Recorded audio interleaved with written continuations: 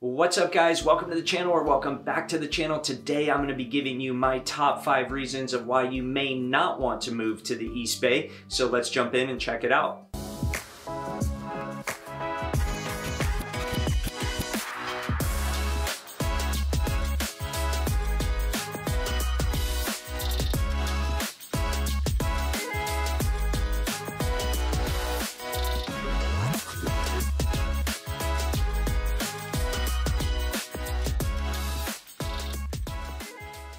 What's up everybody, I am Adam Dobrinich. If this is your first time to the channel, welcome. Second, make sure you hit that subscribe button and the notification bell because every single week I am bringing you a new video giving you everything that you need to know about moving to or living in the East Bay right here in the San Francisco Bay Area. Also, I am a licensed real estate agent, and as much as I love making these videos for you, I would love even more to be able to help you with your real estate needs. So that number that keeps popping up below, I do answer all of my own phone calls, emails, text messages. I would love to be a resource for you and help you out with any of your real estate needs. So please do not hesitate to reach out if I can be of any assistance. With that being said, let's jump into my top 5 reasons not to move to the East Bay.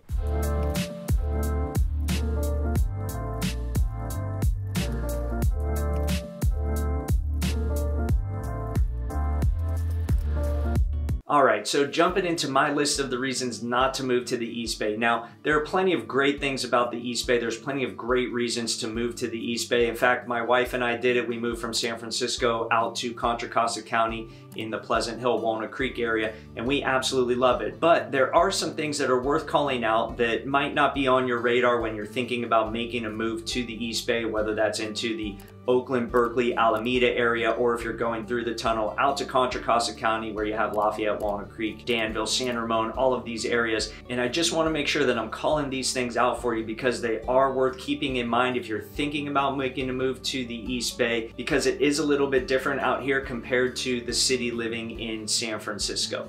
All right, so with that being said, let's jump into number 1, which is the suburban lifestyle, or a little bit more of the slower paced lifestyle that you're gonna find out here. Now, it was something that I was certainly aware of when we were making the move out to the East Bay, but until you're actually in it, you really start to notice the differences and really the fact that it's a much slower paced lifestyle here compared to what it is in San Francisco. Now, if you're in Berkeley or Oakland, it'll probably be a little bit less of a transition compared to San Francisco, but if you're getting out into the suburbs areas in Contra Costa County, you will find that it is a much slower lifestyle pace, which in a lot of ways has a lot of benefits to it, but it can be a little bit of a shock or a change of lifestyle if you're used to living in San Francisco, used to living that city lifestyle where things are a little bit faster paced. There are things to do more consistently. And so just want to call out that, you know, here in the East Bay, you are going to get more of that suburban lifestyle, more of that slower paced lifestyle. And that's going to lead me right into number 2, which are less activities out here in the East Bay. So when I was living in San Francisco, what I found is that it was easy to have something to do on any day of the week, any evening of the week. The weekends were loaded with different events that were going on in the city, different opportunities for activities, whether it was getting outdoors, going to the beach, going to the parks, going to a ball game, along with concerts,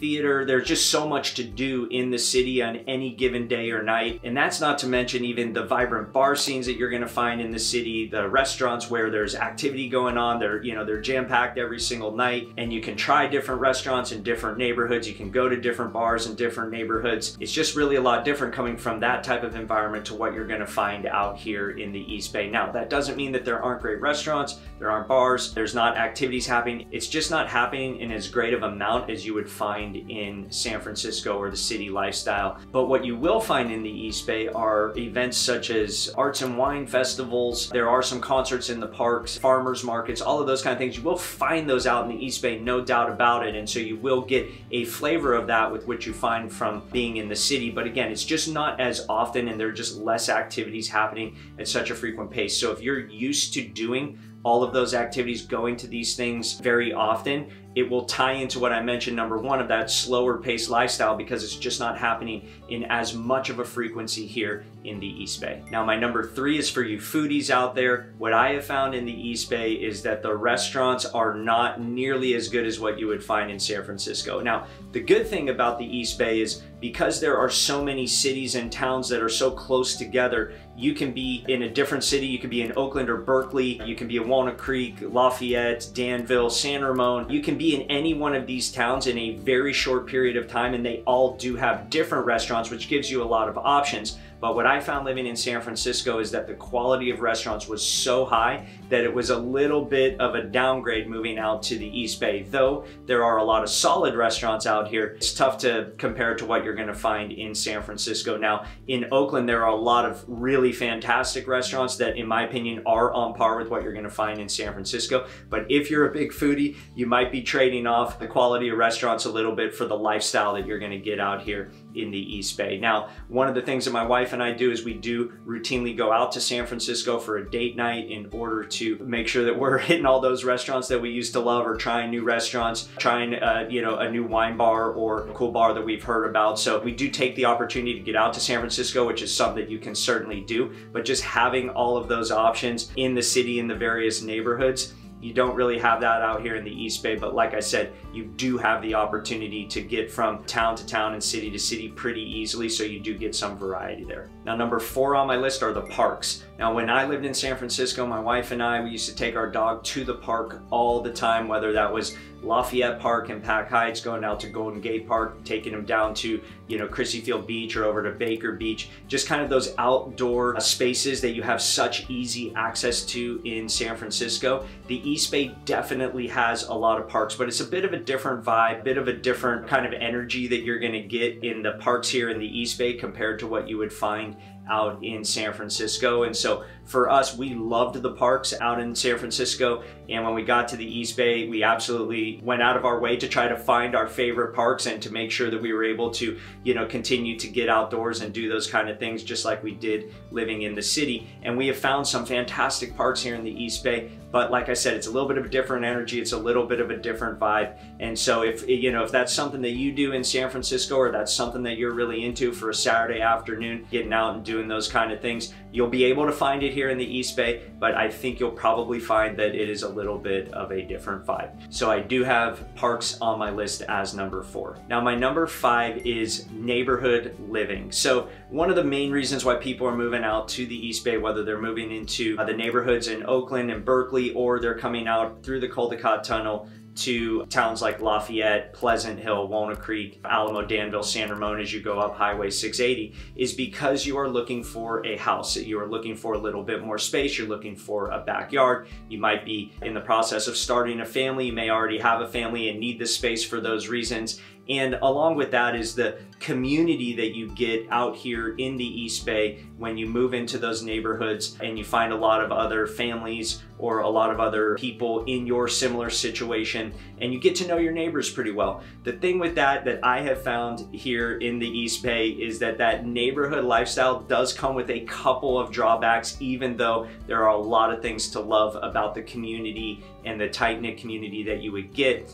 in these areas, is that they are a little bit gossipy. I have definitely seen that, where everybody seems to know what every neighbor's doing or what they're up to, or they see something in the driveway and everybody has a question of, are you moving, are you doing this, what's going on? And so I have found that, being in the suburbs and in these neighborhoods, there is a little bit of that nosy neighbor type of atmosphere that you will get. So one bonus that I want to touch on is actually the weather, because living in San Francisco, living in the city, the weather is pretty unique in that area. There's not a whole lot of temperature variation, but there is a lot of wind, get the fog. So it's really unique kind of climate there in San Francisco. And when you move out to the East Bay, starting with Oakland and Berkeley, you are going to find a little bit more moderate temperatures. You're not going to get as much fog. You're not going to get as much wind. The days will be a little bit warmer. The nights will be a little bit cooler, but you basically have some nice moderate temperatures in Oakland and Berkeley area there in Alameda County. When you come through the Cul-de-Sac Tunnel and you get out to Contra Costa County, you're on the other side of the Berkeley Hills. And when you get to that side of the Berkeley Hills, the temperature and the climate changes drastically.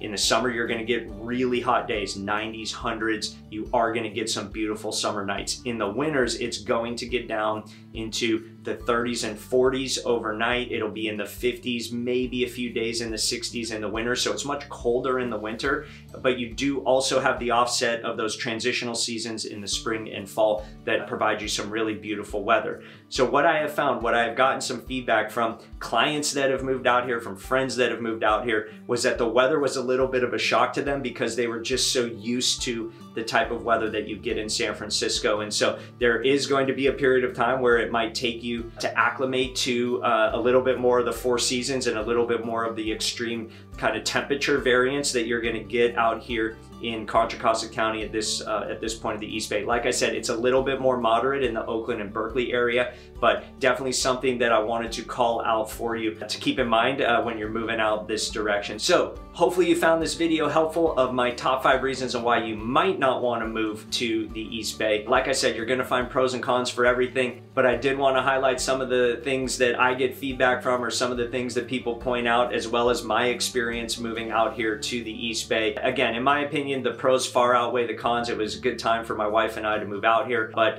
like I said, just wanted to highlight some of the things to keep on your radar. So with that being said, again, if I can help you with any of your real estate needs whatsoever, please do not hesitate to give me a call. The number's popping up below here. Again, don't hesitate to call me, text me, email me, whatever's good for you. I am happy to be a resource for you. Again, with that being said, hope you have a great day, hope you have a great week, and we'll see you on the next video.